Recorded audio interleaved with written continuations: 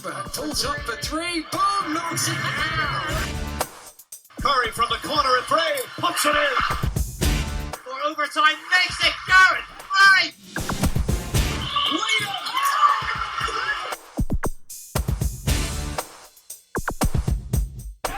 Welcome to the MVP cast from me, Mark Woods. The new British Basketball League season tips off this Friday night. Doesn't seem that long ago since the last one ended, but same 12 teams as last year. That's perhaps worth noting. Lots of moves as always over the off-season. Nothing new there. And a couple of unanswered questions even as we sit here less than 72 hours out from tip-off time. Ovi Soku's moved to London Lions as yet unconfirmed. London City Royals with no deal from Matthew Bryan Manning as yet. And notably, no confirmation of Ashley Hamilton's return. And of course, away from the capital, a once-in-a-generation shift. A new coach on the sidelines at Newcastle Eagles. It'll be odd not to see Flab Flanoy there. But of course, his move to Toronto Raptors long forecast. So what might happen between now and May? Let's ask someone who knows more facts and figures about the BBL than anybody else. My good friend and regular co-commentator, Dan Routledge. Welcome to the MVP cast. Delighted to be here, Mark. I was counting this up. I think this is my 24th season covering the BBL. Of course, you've been in the league as a PR, courtside mic guy. How many seasons now as commentator? As commentator, I think this is 21, is it? I think 98, 99 was my first year at Sky. Since you were plucked from the courtside of Granby Halls even in those days, I guess it would have been.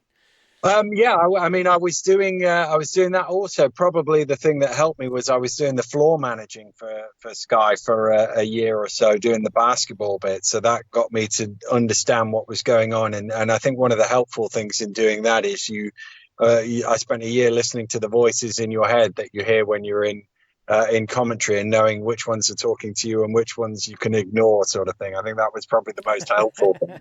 Yes, always confusing. Who's that? Who's talking? Are they talking to me? Of course, we'll be doing games on YouTube this season, which is an interesting one. Some Facebook as well. Rumours of a TV deal as yet to transpire. But how do you think that might shift the landscape of the league, that we're moving away from having to cough up to watch on livebasketball.tv to everyone being able to watch this for free? Well, it gives people the opportunity, doesn't it? I mean, there's a lot of people who didn't want to subscribe to live basketball for whatever reason, didn't want to pay the £9.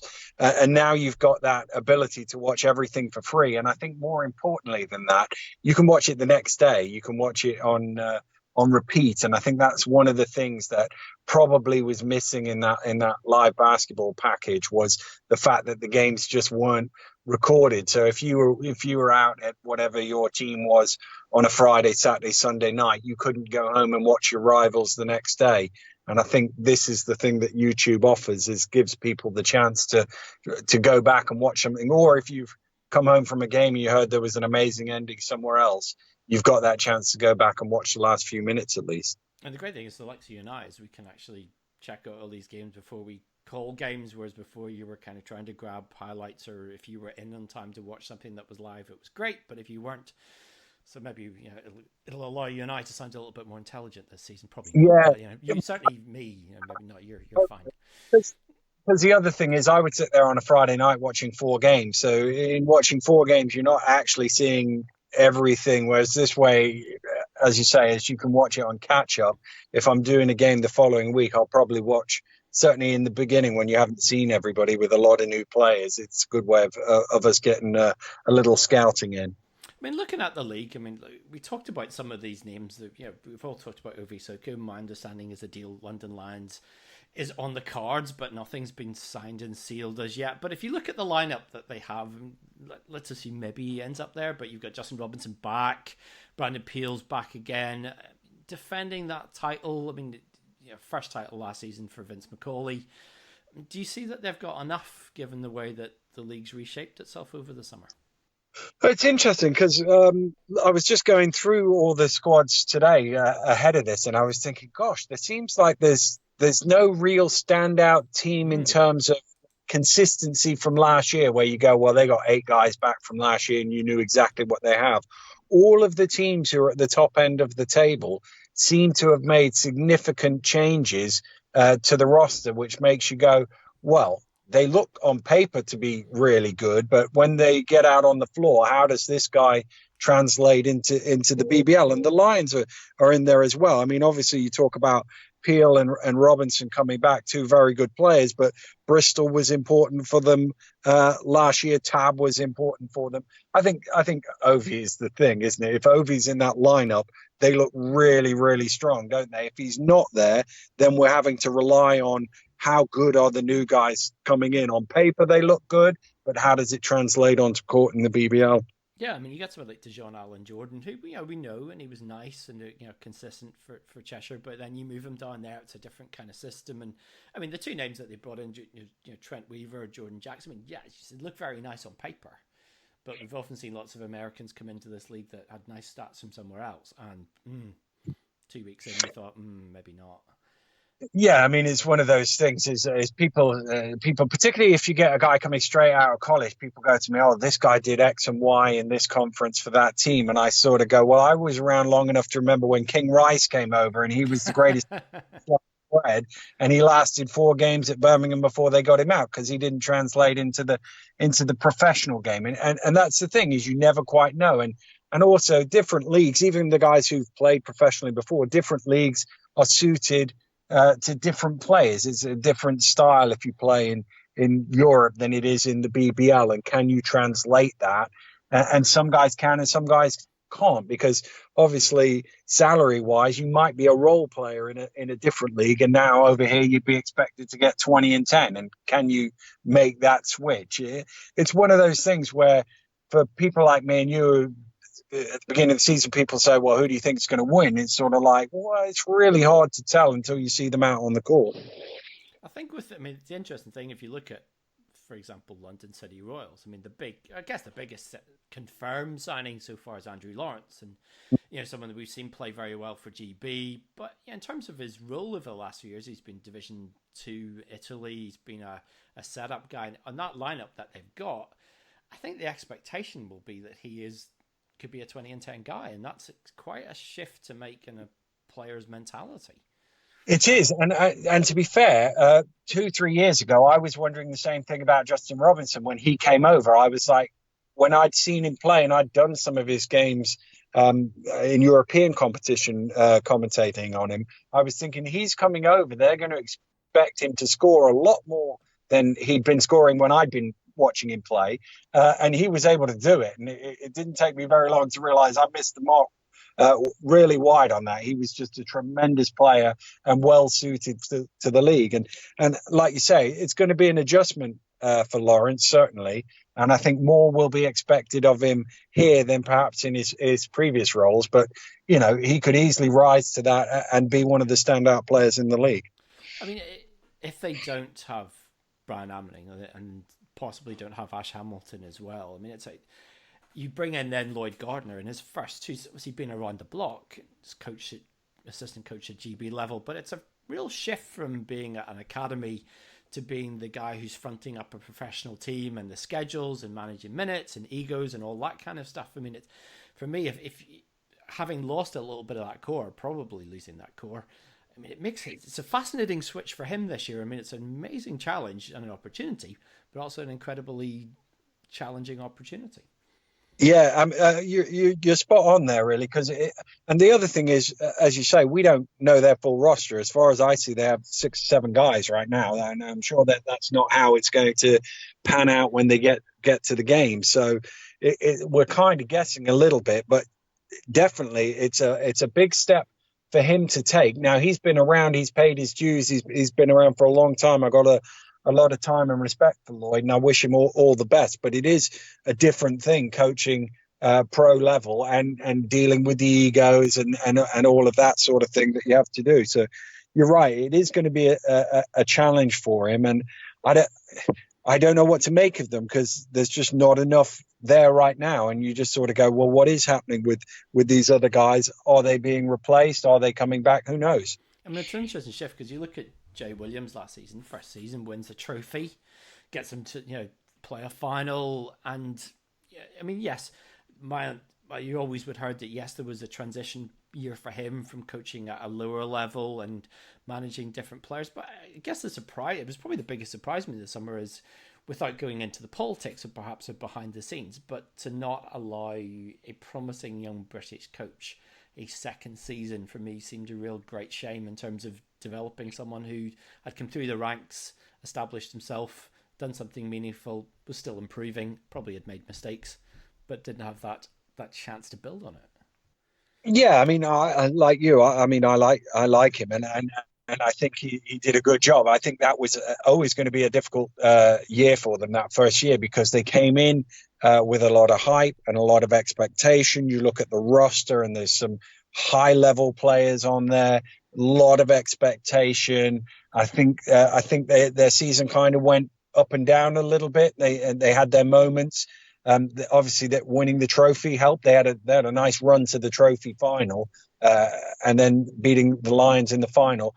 Yeah, you feel a bit bad for Jay, because he did do a good job, and by the end of the year, they managed to pull it all the way back and get to the playoff final. But like you say, you don't know what happens behind closed doors, and we haven't really seen the whole reasoning for it. I'm sure there is some, but just on a personal level, for a guy I quite like and thought he did a good job last year, you do feel bad for him. You can remember the days when we had BBL basketball at Wembley Arena, and obviously we all have heard that Wales would like to play there, have explored the possibility of playing there. Having seen that first time around, and you and I went to finals there, but we saw Towers play games there from time to time. For you, does that feel like a step too far just now for A, the Royals, and B, the BBL? Well, it's interesting because I would say the demographics around Wembley have probably changed since those Towers days. I would say there's probably a bit more wealth around that area than there was in the mid 90s. So maybe that's something that's attractive if you're trying to bring people in on corporates. The one thing on London is if you get the wealthy people, they'll pay whatever in price terms that you certainly couldn't get out in the provinces. Look, my thing is you're always going to struggle to do it overnight. And I think we lived through the 90s where they wanted it overnight. So they basically just gave it away for free. And then when people they turn around wanting them to pay, they didn't want to pay. So that was the challenge.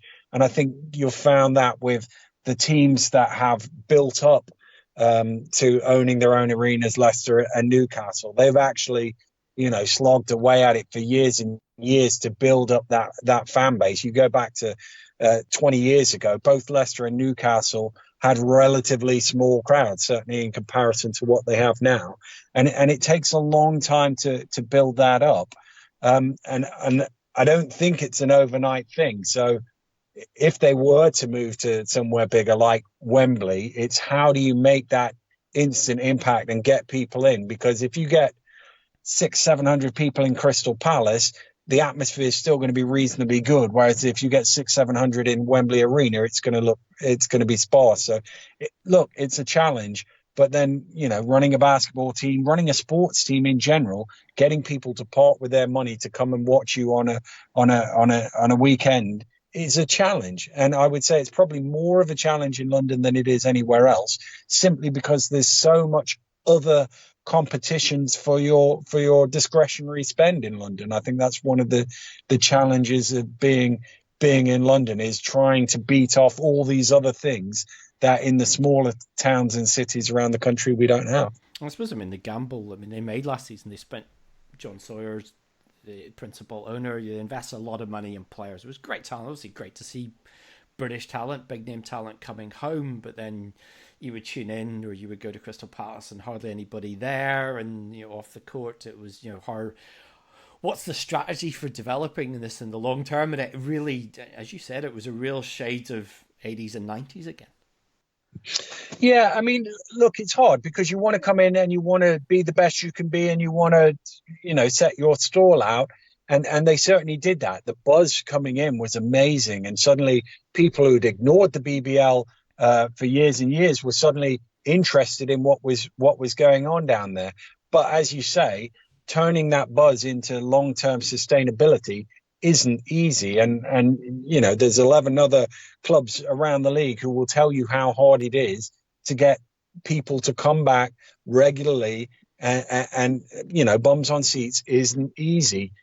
Everything, I think every sport struggles with that other than football. Football is the one where people will come and just give you money to watch, whereas I think all other sports, it's, you know, it's about how you market it, how you position it, and how you sell it to your local population. Therein is the challenge, and that will be different wherever you are, depending on what your nearest rivals and competition is. And I think in London, you've got competition from so many other things as well as sport, that it is a challenge for somebody. I mean, you're obviously very close to Leicester Riders. Your dad, Kevin's, you know, been in charge of that since the prehistoric ages. But what do you think is the main thing when you've observed that from close range? I know you claim you don't talk business with your dad too much, but you've seen enough of it. What's do you think is the thing that they've done right, or the thing they've had has been the biggest factor in that ability to put a good product on the floor, but also get that arena built, start making profits, survive going into Europe, which is a phenomenal achievement. You know, getting that sort of package together. Oh man, I would say some of it is just his stick-to-itiveness. I think most people would have given up. Well, the earliest I can remember would have been the sort of late 80s, all the way through the mid 90s, again in the early 2000s. Again, you know, where Granby Halls gets knocked down, the Loughborough thing, all of that. I think most people would have given up and would have said enough is enough. It's just not viable. And credit to him, he's got more than most people in terms of that sort of dogged persistence of just keep going. And again, the arena thing, exactly the same. If you go to his house, he's got drawings from 1993 or something for Saffron Lane of this wooden dome thing that they were going to import from Sweden or somewhere or other. It was like a kit that you put together for £1 million, and he just couldn't get it, and I think some of it was about good fortune of timing. I think Rob Paternostro did a very good job of winning at the very time the club needed it most, so that when it came to, okay, this venue that they're playing in now is about to be taken back by the university and used for something else, you can't make homeless the team that's just won for the first time in 40 years. You have to do something. And I think that puts some pressure on politicians locally to try and see how they could help out. And I think they got a lot of support from the local authority in being able to build that, and they got also support from elsewhere to give them a little bridge in playing one extra season at De Montfort and then going out to Loughborough whilst they were finalising the build. But again, it was a long, hard slog of 25 years of just relentlessness going for it. And owning your own venue changes everything, because suddenly you can do stuff that you could never do before. You think back to John Sanford, you couldn't buy a beer. You know, it sounds bonkers that you would go to a sporting event and you couldn't buy a beer. And I remember thinking back when I was talking to him about it in 10, 15 years or more ago, saying, you know what you need? You need to be somewhere near a bus route, because I didn't think you'd get anywhere near the middle of town, which Morningside Arena is. And you need a bar, because that's what people want to come and have a drink and make an occasion of it. And when I was growing up in Granby Hall's days, people would go to the bar afterwards. They would buy their favorite player a drink, whether that was on the home team or the away team, and have a chat. And I think that's one of the things that basketball has, is that sort of accessibility, but you need the facilities in order to do it. And it was great for Newcastle at Sports Central because they had the facilities, but they weren't theirs. So when I used to see those fans coming in with the 2-pint pots, and I'd be sitting there going, man, I've got to commentate, and this guy's got a 2-pint pot in front of me. All that money's going into the university. Now they've got their own place. It's just a complete game changer. And I've always said, that is the thing for the sport in this country, is you need owner occupying, because if you don't own it, it becomes very difficult. And we look around the league now, and we're getting there slowly but surely. I mean, we could do with another 7 or 8 Eagles Community Arena and Morningside arenas, but we're getting there. It's going in the right direction. Well, I suppose if you look down the list, Bristol plans for their own arena, Glasgow very much talking about their own arena, Leicester have it already.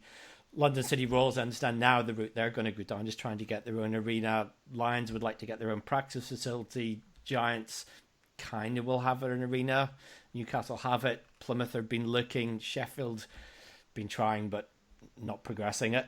And Worcester, well, they're owned by the university, so it's quite a good deal. So yeah, we're not that.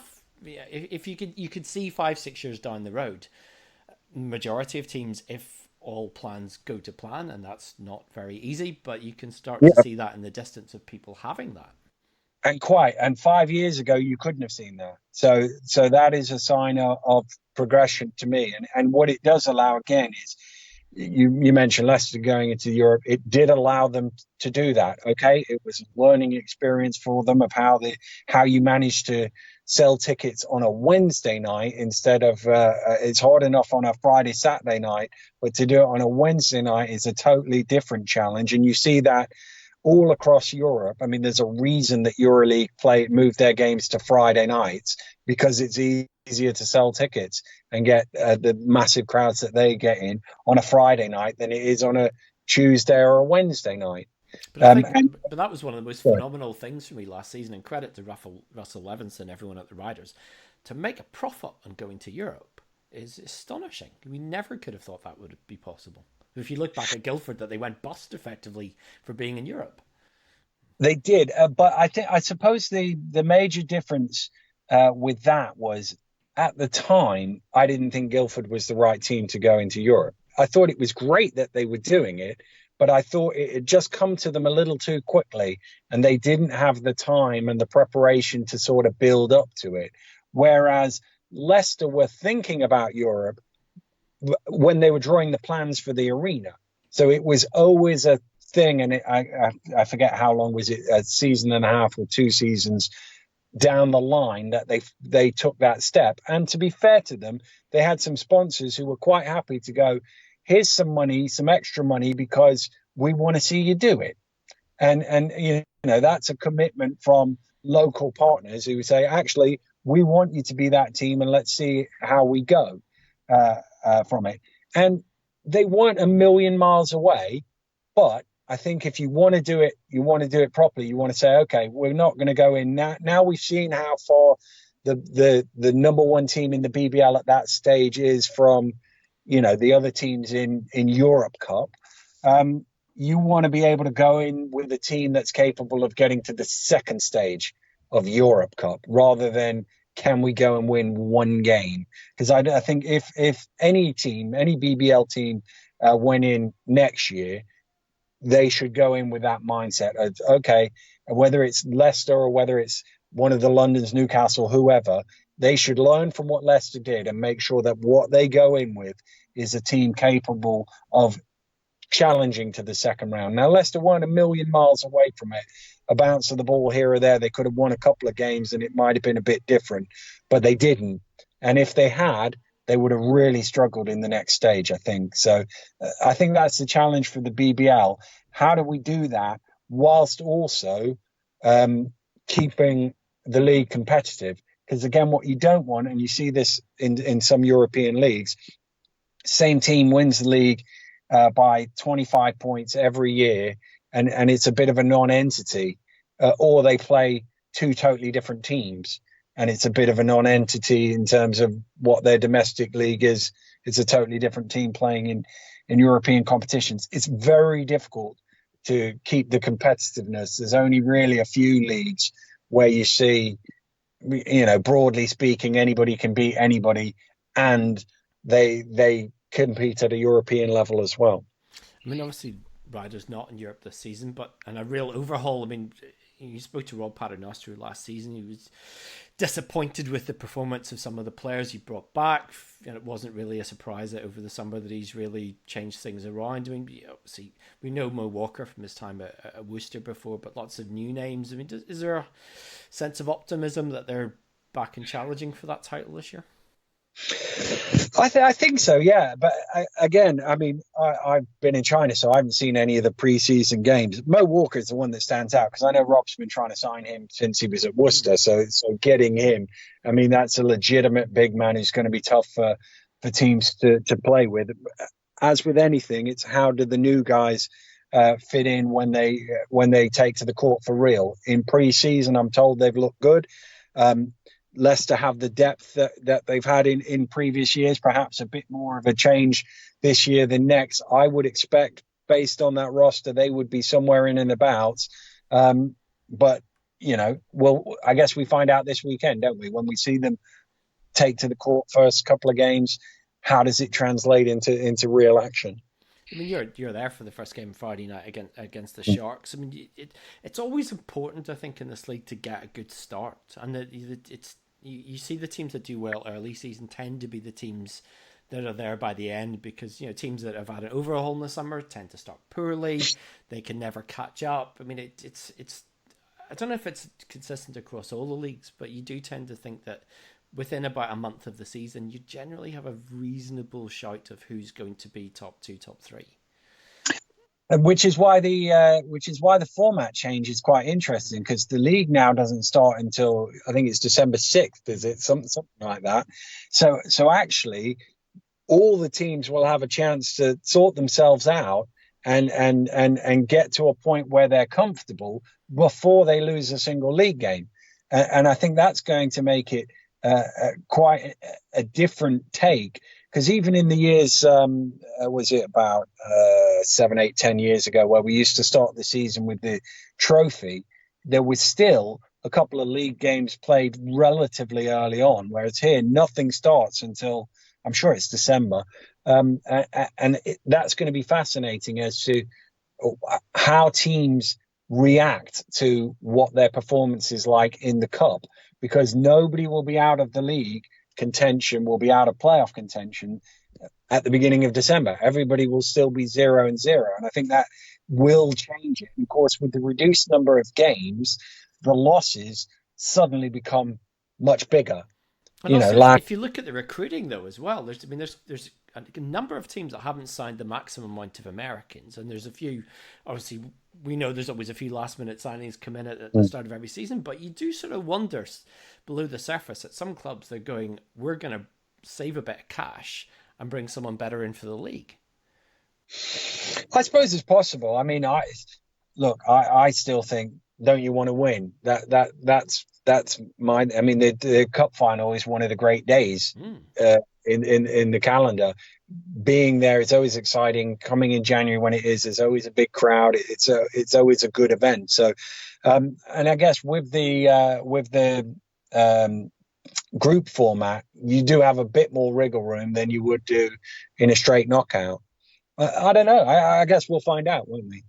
I mean, the extraordinary tale of the last few weeks of obviously is Fab Flanoy leaving, and we thought it was coming. Then we thought it wasn't going to happen when he said he was coming back, and then he got the offer that we'd always expected him to get from Toronto, and off he goes. But I mean, psychologically for a club, it's such a massive thing for a figure like him who's been so central for almost 2 decades to have just disappeared. Really, he did literally disappear overnight, and now they start again. He'd already built the squad. Ian McLeod takes over, but it's going to be fascinating to see just how organically they restart again. Yeah, I mean, this is Ferguson, isn't it? This is it's that sort of thing. This is a guy that's been there forever, that's been dominant, won everything, most successful coach, most successful player. And we all know his sort of attention to detail and his level of performance, even at the age that he is, where he couldn't play quite as well as he did 10 years ago. He still had an impact on court, and he still had that ability to ensure that his guys were doing what he wanted them to do. And if they didn't, he'd go on himself and do it.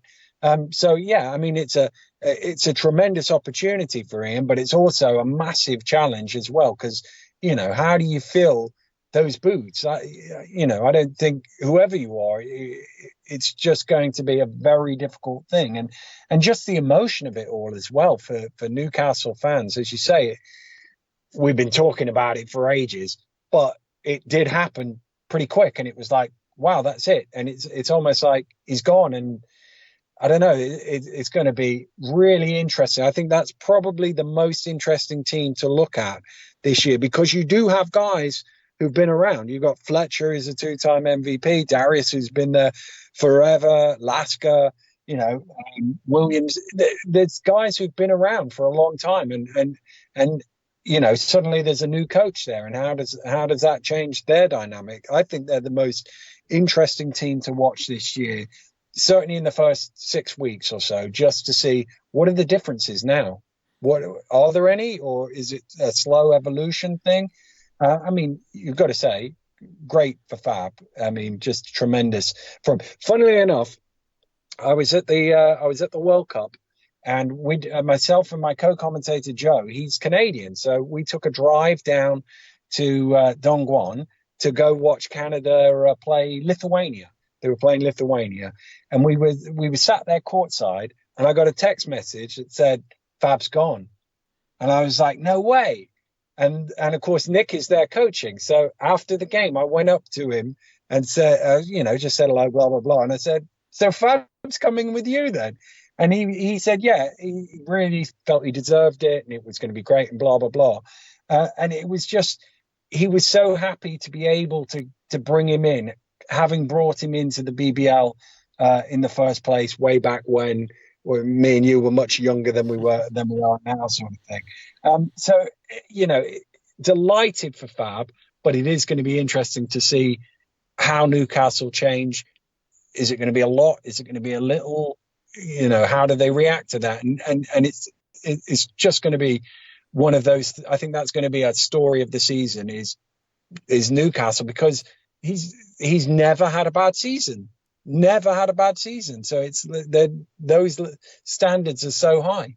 I remember speaking to, I can't remember who it was earlier this summer, and we were talking very openly about the fact that Fab was likely to go to Toronto.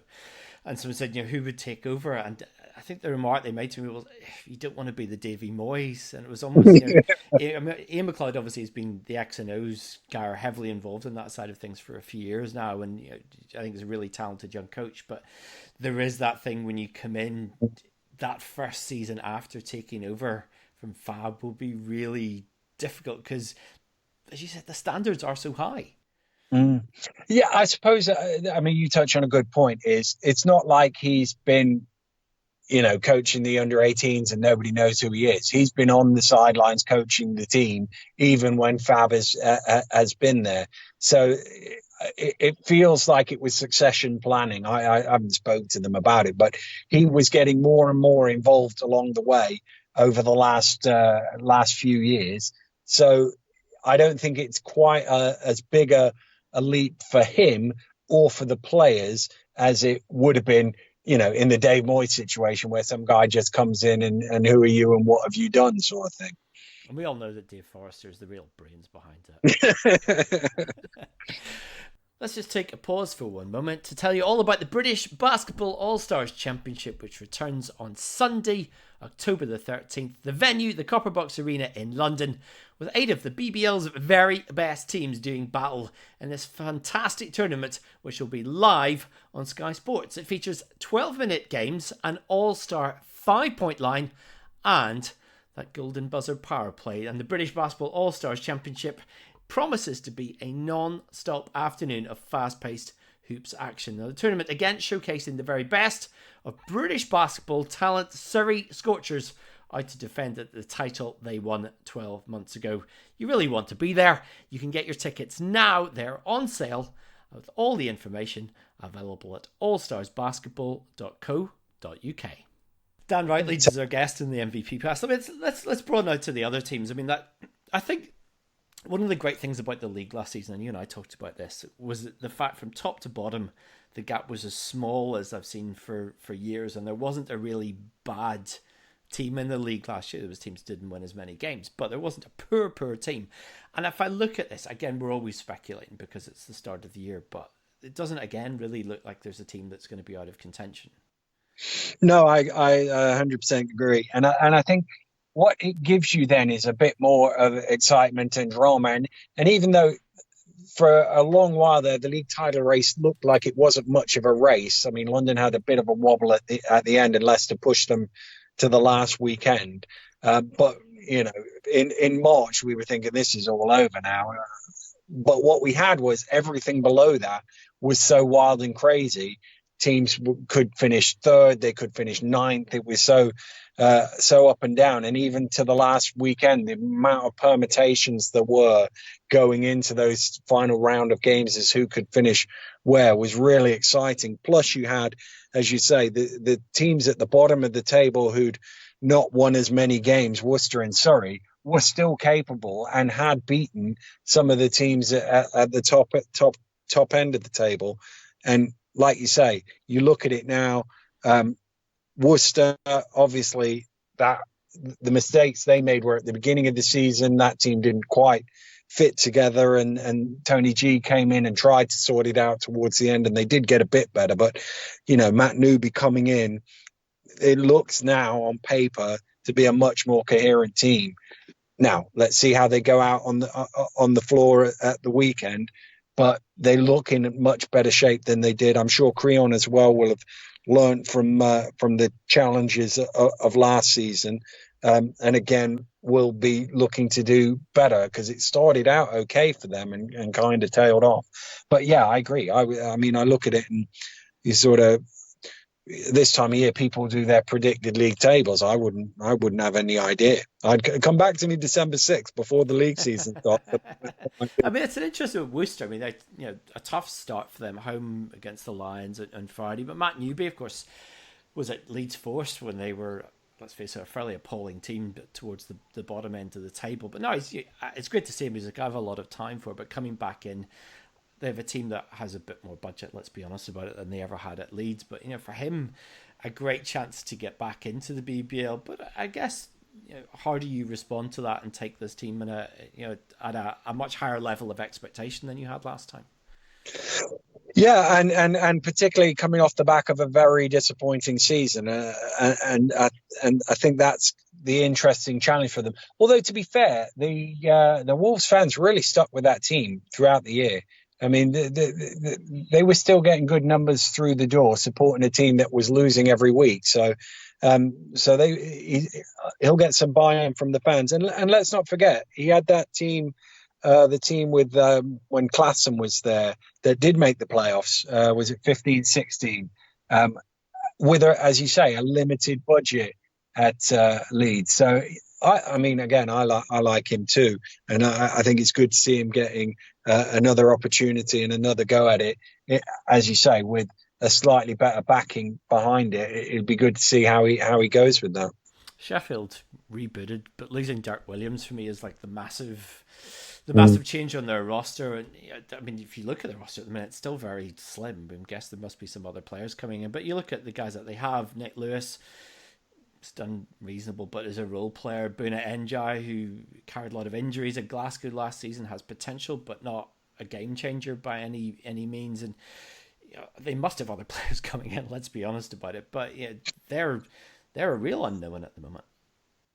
Yeah, they always get it together, though, don't they? The last few years, they've had a few wobbly patches, and then they'll go on a big run, and they'll get things going in the right direction. And they're a team that they've always been in the playoffs. They always find a way to keep going. As you say, there is some unknowns about it. I mean, you still got Tuck and Marsden and McKnight, so you still got some guys with experience from last year's team. But it will be about how do the new guys come in? Chemistry is a big thing as well. We all talk about numbers and stats and blah blah blah. Chemistry is a big key. If you get a group of guys that just click together, work together as a group, you're already, two steps ahead of the game. And I think that's one of the unknowns that we can't see. And obviously they They seem to do all right against Newcastle in the 2 games that they played, split the 2 games. So maybe they're in good shape. Yeah, the other team that's looked really good in pre-season is Glasgow. I mean, they won the pre-season tournament, the Mike Burton Invitation, whatever it was, in Ellesmere Port last weekend. I saw them play a very low key game against the Armed Forces, but nice little chemistry there. And you'd think with Vincent Lavandier having a full pre-season, he's recruited very specific players for what he wants. They're really an intriguing team for me. Have they got enough to win the league? Not sure, but have they got enough to make teams think and pose problems every night? Yeah, I think they do. And correct me if I'm wrong, but I think they're the team with the most returning from last year, or certainly equal most returning from last year. So they'll already have some of that chemistry thing. And I agree with you. It helps for coach, the fact that he came in the back end of last season. So he's got an idea of it now, and that helps in recruitment. So he knows what sort of guys he wanted. And I think definitely the fact that they've got that core of guys who were here last year coming back definitely gives them a better shot at it. Plus, that's a great home court advantage as well. It's everybody's had that long bus ride up there. It's a tough place to go and win. I think if they get off to a good start, that'll be the key. Last year they were slow starting and then started to crank it up as the season went on. I think they need to get off to a good start this time. Yeah, intrigued to see, especially, they start against Manchester Friday, but then Sunday, big arena game. It's a game I'm commentating on with Kieran Achara making his debut alongside me. But, having Newcastle there, it's a nice benchmark for them, because obviously it is a team that they've traditionally struggled with. The record over the last 10 years is appalling against the Eagles, but it is a real early opportunity to make a statement there. Yeah, it's also always that game, isn't it? They always play the Eagles in the big arena game at the beginning of the season as well. I don't know. You think they'd make life a little easier for themselves, but yeah, it is. It is a real chance to put a marker down. I think if you can get a sort of statement win early on that says, actually, we are going to be that team, it can make a real difference to how you're going to be during the course of the season. I think we saw that a little bit with the Royals last year, coming out and winning, was it their first 3 games? And they should have beaten Leicester as well. And they ended up losing that game in overtime, where actually you come out and say, we're here and we're about the top 4, rather than what happened with Glasgow last year, is they get off to their worst start since the I think it was the first year, wasn't it? The Edinburgh Ted Berry team. And it was that sort of like, and everybody's going, they're not even going to make the playoffs. Now, that was a bit premature, people saying that, because they could have finished top 4 in the end. But you don't want to get behind the 8 ball, which again, I think is one of those intriguing things about the format, is teams will have figured out all the kinks before they get to the league. Yeah, there's sort of the bubble group there that we haven't really mentioned, is sort of Manchester, Bristol, Cheshire and Surrey. And I guess for all of them, Manchester look as if they put a bit more budget, which is what everyone's been hoping for a while, and the plans are kind of coming together off the court as well. And Bristol with that new arena in the works, not making the playoffs last year. They look as if they've invested wisely in what they're doing. And Cheshire, Ben Thomas recruited very early, and has a few injuries going into the season that they've picked up. But again, it looks like a solid core. And same for Surrey. They've brought back a handful of players, but a lot of it is new talent that they've gone out and looked for. And I think what I like is that teams have been prepared to make changes and look beyond the obvious, maybe, in a way that it's not just who's the agent that called me, or who's the guy that was at another club before and did quite well, so he was free and he was cheap. And that kind of, for me, is why the competition's got a lot better. I think of the teams you mentioned there, the interesting things for me is the Manchester one. Willie Clayton was so dominant in terms of what they did. It's sort of, you're not going to replace that. You're not going to get a guy who sets a rebounding record again this year, but it might change the way that you play. And And I mean, to a lesser extent, the same is true of McCall as well, and Butler. But it's going to be a different team, you would imagine, with Manchester this year. And then Bristol is the other interesting one, because obviously a lot of people have liked what they did coming into the BBL, how they approached it, how they've built and built and built. And then obviously last year was a real disappointment for them. And how do they react to that? Because it's probably the first real disappointment that they've had since they've been in the BBL. Up until that point, they'd been, slowly moving up the league table, and people again remember that great start they got off to. They had a really nice bit of the schedule early on where they played a lot of home games,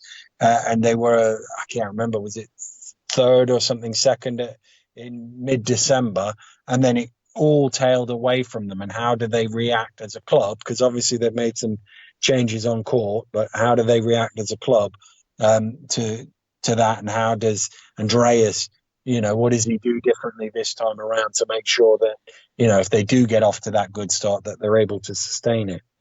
We've kind of talked about all the teams, but let's look at the league.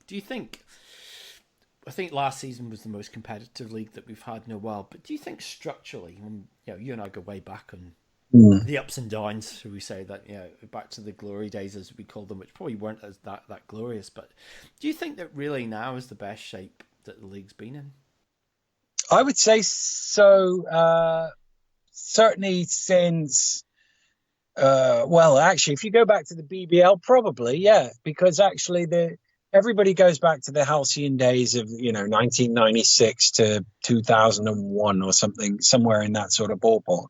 That was all a mirage. It was all built on sand. It was just rich people, and you and I can name them all off and which clubs they're at, basically setting fire to money for 4 or 5 years and then realizing this is a bad idea, I'm pulling out. And most of those teams then died a death, and we'd look back and fondly or otherwise on that era, but it was all fake. Whereas now I think what you see is teams living within their means and yet still being able to grow in a way that we haven't seen previously. Because I mean, I go back to the Channel 4 days of the 1980s, and they were shooting one-sided gym shooting into a brick wall, coming in at the second half of a 40-point blowout. So structurally, I think yes, because you've got teams that own their own venues, which has never happened before, and you've got things seeming to be building in the right direction. Now, as you say, I've been around a long time, and I've seen the ups and I've seen the downs, and it's definitely going up. What the heights might be, I don't know.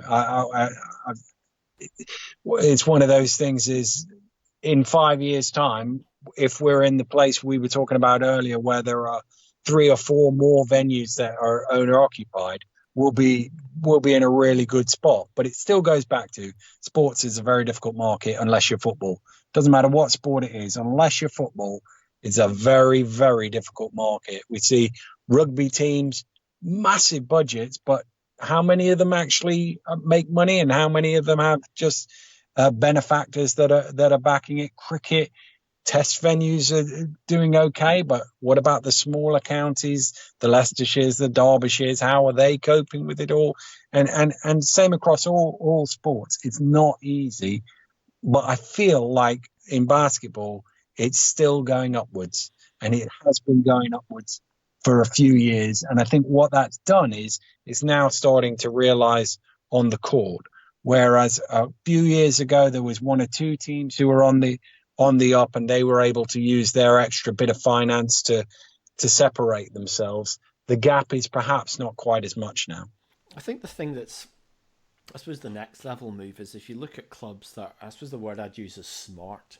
So the ones that run themselves sensibly, who get out and promote themselves, who find attractive ways to put a product together in terms of on the court and off the court.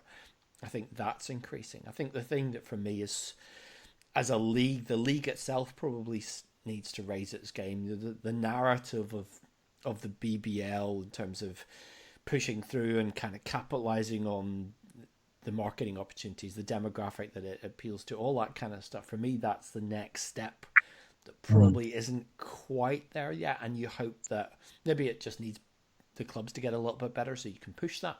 For me, that still is the next leap that this league needs to make. It's interesting, isn't it? Because on one level, it's never been easier to get out to people and put out that message and connect directly with your audience in ways that, in the old days when we were faxing each other score sheets, Mark, you couldn't even imagine, you know what I mean? But what that also means is there's a lot of noise out in the system, and actually, how do you make your voice be heard through all of that beyond your target market who have seeked you out by themselves? So if you've got 10,000, 20,000 Twitter followers, Facebook, Instagram, all of that sort of malarkey, how do you get to people that aren't there? How do you get to the people that you're looking to attract in? In the old days, it was about, column inches. Could you get yourself on the back page of your local newspaper or whatever? But your local newspaper now probably only sells 10, 15,000 if you still even have a local newspaper. And then it was, can you get yourself on TV? Well, there's a million TV channels out there, and the numbers of people watching them have all gone down massively compared to what it was, when there was only, I go back to the Channel 4 days, when there was only the fourth channel had only just started. So it's that interesting paradox of you've got the ability to put all your games on YouTube and go directly to your audience. But how do you get to the rest of the world? Even though you're there, how do they know that you're there? How do you draw in those people from other walks of life or other who haven't happened across it? And I'm not a marketing expert, so I don't know the answer to that. But it is a challenge. And it's fascinating because everybody says we need to be on TV. You've got to be on TV. My kids don't watch TV. My kids sit there watching YouTube all day. They don't watch any TV. So it's sort of like, actually, if you're attracting the kids, if you want my kids to consume BBL basketball, put it on YouTube and they'll see it. You put it on BBC One, they're never going to see it. And it's that sort of, is it us old people living in an old way, thinking old thoughts, rather than how do you attract? It is actually the sort of social media highlights. Isn't that how kids consume all their information these days? Comes through Instagram. I don't quite get it, as anybody who's seen my Instagram feed would know. but that's what my son does. My son sits there on Instagram, and my other son watches YouTube. No, neither of them really watch much TV at all. I always had you more pegged for a Snapchat guy. Yeah, so I wouldn't even have an idea what it is. I mean, it was interesting you talk about social media. I was at a conference last week, and I was talking to someone very senior at Sky Sports, and I said, well, you're starting to put more clips on Twitter, even though obviously you're a subscription model. And I said, does that drive a younger demographic? And he said, it was interesting. His research is still quite in its infancy, but it was very much the people that subscribe to their particular channel. They're the people that are looking at their Twitter clips. So I think it's still an inexact science whether that is the thing that drives people in, I guess drives people to buy tickets or buy your shirts and all that kind of stuff that actually make you money as opposed to just tuning in. Okay, so the NBA has grown even huger via social media because you can see instant amazing clips and highlights. Yeah, I think it'll be interesting to see with that YouTube/social media model is this the thing that gets that young audience in that's generally, if they like basketball, go to the NBA and they can probably even talk the BBL down. It's like, how can you convert the young, cool, hip, trendy kids? I'm using words which aren't trendy or cool in any manner. Showing my age there. But how can you get them to come to the BBL rather than just watching the NBA on social? Yeah, I mean, totally. I mean, there is the one thing that the BBL does have for that market is a live experience. The kids can watch all of the clips and whatever, but they're unlikely to ever see an NBA game. Or if they do, they get to see it once.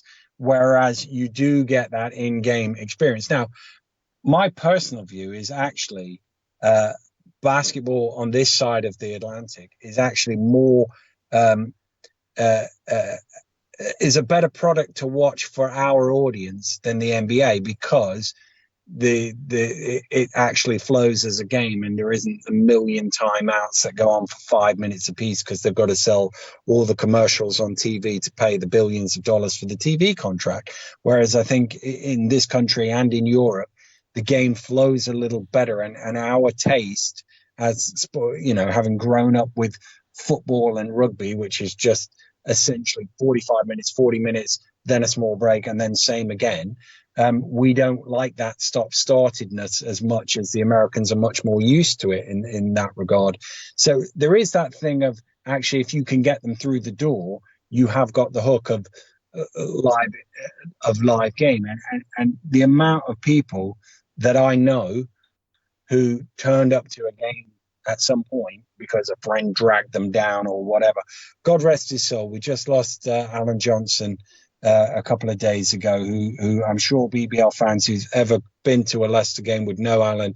He used to take your ticket off the door and say hello and how are you and all of that for many a year at Granby Halls and John Stamford. He came down in 1980 something or other. Some friend brought him down, and then he came down for life, became a volunteer, and God bless him, he'll be missed by the Leicester public. That's the thing, is how do you get them through the door for the first time? Because quite a lot of them want to come back. The game can sell itself if you can get them through the door, and therein is the challenge. And I suspect your Sky Sports friend that you were talking to has that same challenge. Is how do we get them onto paying for our TV subscription in the same way that it's sat here the Leicester Tigers have at the rugby, or the Leicester City won't have that problem because they can't get enough of them, but everybody else has the problem of how do we get them through the door. And once we've got them, is what we've got good enough to keep them? And I think basketball does have that, but it's getting them, as you say, through the door in the first place. From, does the social media lead to them then turning up on a Saturday night to watch a game? Yeah, I will say I took my then 82-year-old parents to their very first basketball game last season, which was a midweek game in Glasgow when Royals were in town, and they loved it. And then occasionally they've maybe tuned in a game on TV to suffer through me commentating on it. But the live experience they had, having never sampled there, neither of them are particularly sporty sport watchers, but they had a great time. And I guess they're in a microcosm is the challenge for the BBL. Is how do you get people who might never think of sampling it to turn up and go, hold on, this is kind of fun. Yeah. Challenges of Hawaii. It is. Before I let you go, you're just back from the FIBA World Cup, which just finished last weekend. Of course, we all saw Spain getting through this tournament, the US not coming even in the top six. I mean, you were there in Guangzhou, and for the first couple of rounds, you got to commentate on China. What was your impressions of the Cup being on the ground?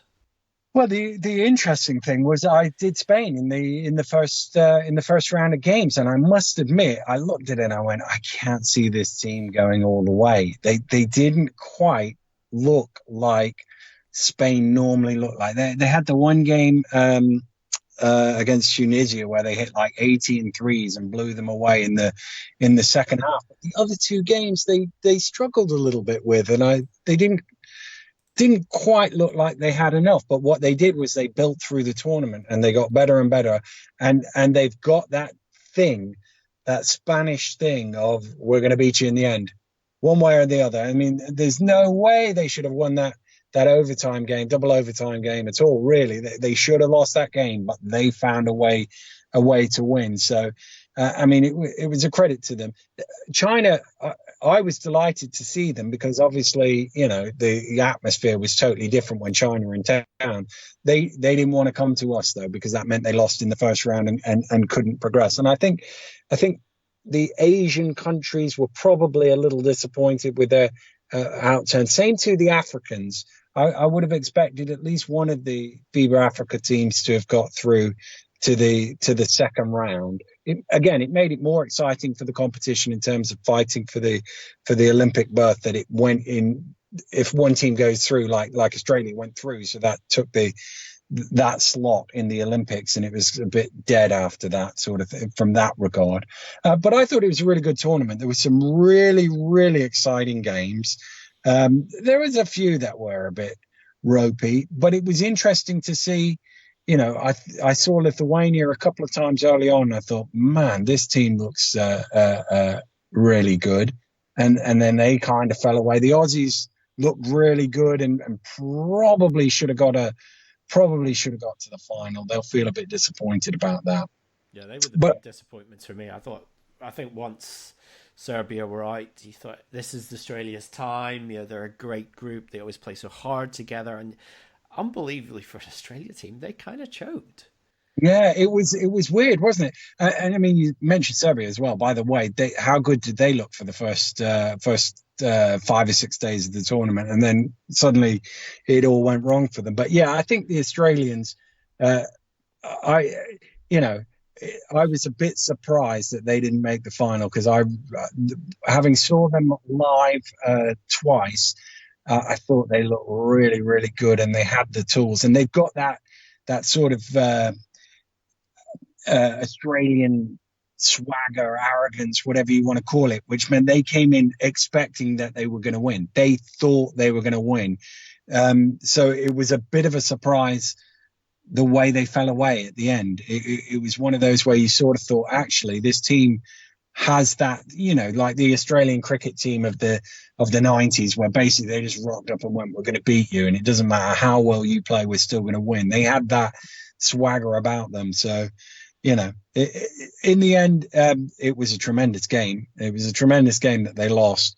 A bit of a shame the final as well, by the way. I thought Argentina probably just got cooked getting there. I think that was a tremendous achievement for them to reach that final, and maybe that was just a bridge too far. And the interesting thing, of course, everyone obviously inevitably talks about the US and not winning. I mean, I never expected them to win this World Cup anyway, but the fact they came 7th, I mean, it's a team with that amount of talent. It poses very interesting questions about how the Americans integrate into world basketball, how they approach these tournaments, and how and the sort of precedence of it all. Because yes, there's this sort of mythology about the Olympics being more important than the World Cup for the US. Let's be honest, most countries prefer the Olympics because it's a bigger stage, and you would trade an Olympic gold for a World Cup gold any day of the week in any single country.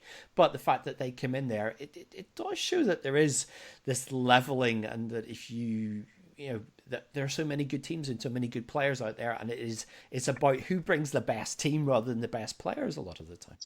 Yeah, and also don't forget that if Turkey could make a free throw in the last 9 seconds, the Americans would have lost in the group stages. And the interesting thing is, if they'd lost in that group stage, they would have obviously then played a different quarterfinal, and would that have helped them or not? Look, at the end of the day, the point you make is a fair one. The one thing the Americans will always have is everybody plays in the NBA.